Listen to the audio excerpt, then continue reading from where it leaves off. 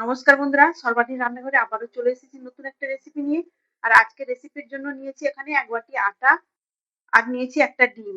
আজকে আমি 1 বাটি আটা আর একটা ডিম দিয়ে দারুণ টেস্টি এবং হেলদি রেসিপি আপনাদের সঙ্গে শেয়ার করব। যেটা আপনারা বিকালে মুখরোচক কিছু খাওয়ার ইচ্ছা হলে এই রেসিপিটা বানিয়ে নিতে পারেন। আর আজকের রেসিপিটা ছোট বড় সবার ভীষণ পছন্দের একটা রেসিপি হবে। আর বন্ধুরা, আপনারা যদি আজকের এই রেসিপিটা একবার বাড়িতে বানিয়ে দেন তো ওরা বারবার বানিয়ে দেওয়ার জন্য আবদার করবে। আর দোকান থেকে খাবার কিনে খাওয়ার কথা ভাববেই না। এখানে আমি 1 বাটি আটা দিয়ে রেসিপিটা বানিয়ে নিচ্ছি। আপনারা চাইলে আপনাদের প্রয়োজন অনুযায়ী কম বেশি আটা দিয়ে রেসিপিটা বানিয়ে নিতে পারেন। আমি আটার পরিমাপ অনুযায়ী এর মধ্যে দিয়ে দিলাম পরিমাণ মতো লবণ। লবণটা দিয়ে আমি খুব ভালো করে মিশিয়ে নিয়েছি। এখন অল্প অল্প জল দিয়ে এই আটাটাকে মেখে নেব। আমরা রুটি বা পরোটা বানাতে যেভাবে আটা ময়দা মেখে থাকি সেভাবেই এই আটাটা মেখে নেব। তবে আপনারা চাইলে আটার পরিবর্তে ময়দা দিয়েও রেসিপিটা বানিয়ে নিতে পারেন।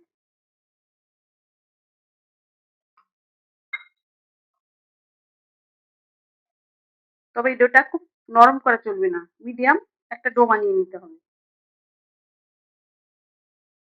আমি আজকে আটা আর একটা ডিম দিয়ে কি বানাতে চলেছি, ভিডিওটা আপনারা অবশ্যই একটা লাইক দিয়ে সম্পূর্ণ দেখার চেষ্টা করবেন। আর ভালো লাগলে একটা লাইক দেবেন। সেই সঙ্গে যদি নতুন বন্ধুরা এসে থাকেন অবশ্যই আমার চ্যানেলটিকে সাবস্ক্রাইব করে আমার পাশে থাকার অনুরোধ রইল। দেখুন বন্ধুরা, এইভাবে আমি একটা আটার ডো বানিয়ে নিয়েছি। এটাকে এখন একটু ভালো করে মেখে নেব। খুব ভালো করে আমি ডোটা মেখে নিয়েছি। এখন এই ডোটা থেকে আমি সমান দুভাগ করে দুটো লেচি কেটে নেব।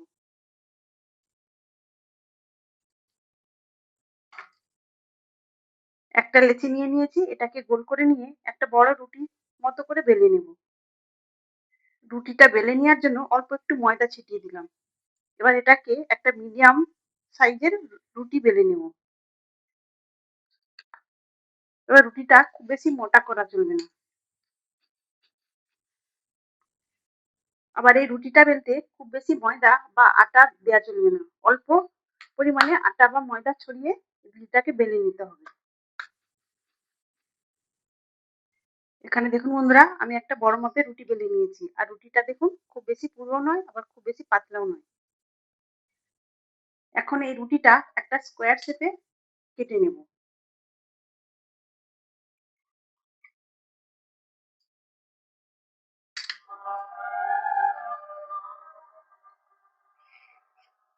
তবে সাইডের অংশগুলো বাদ দেবো না, আবারও বানিয়ে নেব।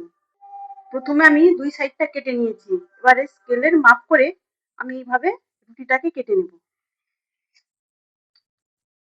তবে আপনারা আপনাদের মতো হাতের বশেও কেটে নিতে পারেন। তবে এইভাবে স্কেলের সাহায্যে এগুলো বানিয়ে নিলে তাহলে কিন্তু একই মাপের সবগুলো তৈরি হবে।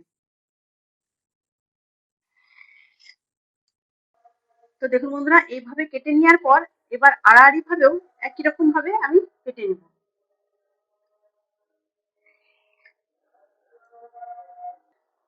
ছোট টুকরোগুলোও দেখুন বন্ধুরা স্কোয়ার শেপে তৈরি করে নিয়েছি। এখন একটা টুকরো নিয়ে নেব।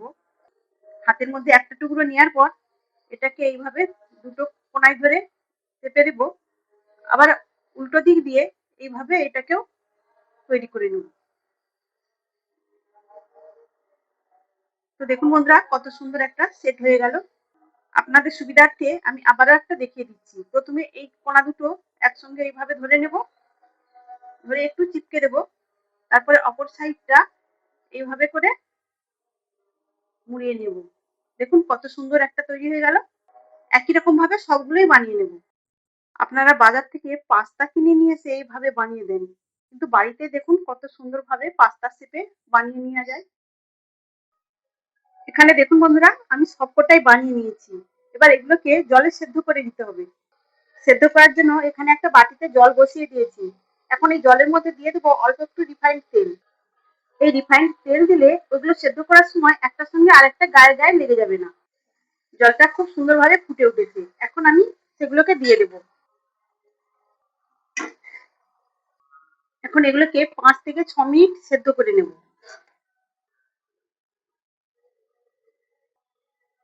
আমরা কি করে বুঝবো এগুলো সেদ্ধ হয়ে গেছে? যখন দেখা যাবে এগুলো জলের মধ্যে ভেসে উঠেছে তখনই বোঝা যাবে যে সুন্দরভাবে সেদ্ধ হয়ে গেছে। আর এর কালার গুলোও চেঞ্জ হয়ে যাবে। এখানে দেখুন বন্ধুরা সুন্দরভাবে ফুটছে, আর তেলটা দেওয়ার কারণে একটার সঙ্গে আরেকটার গায়ে লেগে লেগেও যাচ্ছে না। আমি এগুলোকে মিনিট 4 জলে ফুটিয়ে নিয়েছি, আর দেখুন এগুলো ভেসে উঠেছে, তো বোঝা যাচ্ছে এগুলো সুন্দরভাবে সেদ্ধ হয়ে গেছে। আর দেখুন কালারটাও কত সুন্দরভাবে চেঞ্জ হয়ে গেছে।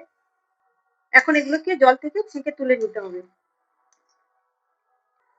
এগুলোকে জল থেকে ছেঁকে তুলে নিয়েছি, এবার এগুলোকে ঠান্ডা করে নিতে হবে। আর সেদ্ধ করার পর যে জলটা পড়ে রয়েছে এটা ফেলবো না, এটা পরে কাজে লাগিয়ে দেবো। এবারে একটা ডিম নিয়েছি, এই ডিমটাকে একটা বাটিতে ভেঙে লবণ দিয়ে ফেটিয়ে নেব। ডিমটাকে লবণ দিয়ে খুব সুন্দর করে ফেটিয়ে নিয়েছি। এখন এই ডিমটাকে ভেজে নেব। ভেজে নেওয়ার জন্য একটা কড়াই বসিয়ে তার মধ্যে দিয়ে দিয়েছি 1 টেবিল চামচ সরিষার তেল। তেলটা গরম হয়ে গেলে ওর মধ্যে ডিমটাকে দিয়ে ঝুরি ঝুরি করে ভেজে নেব।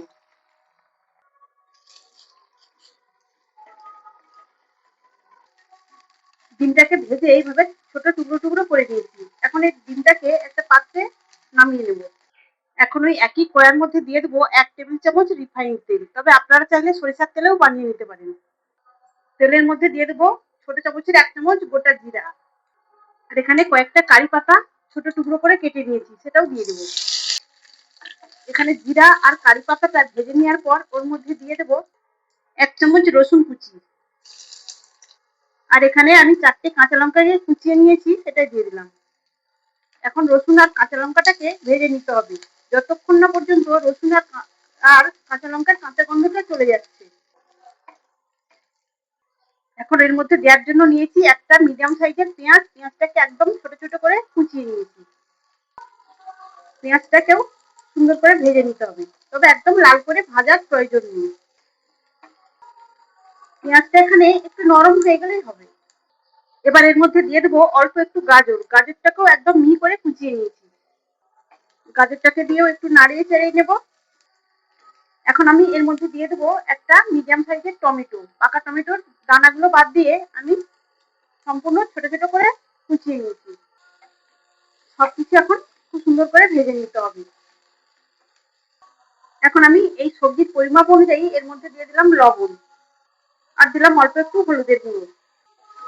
সবকিছু এখন আমি লো টু মিডিয়াম আঁচে ভেজে নেব। তবে এখানে টমেটোটাও অনেকটাই নরম হয়ে গেছে।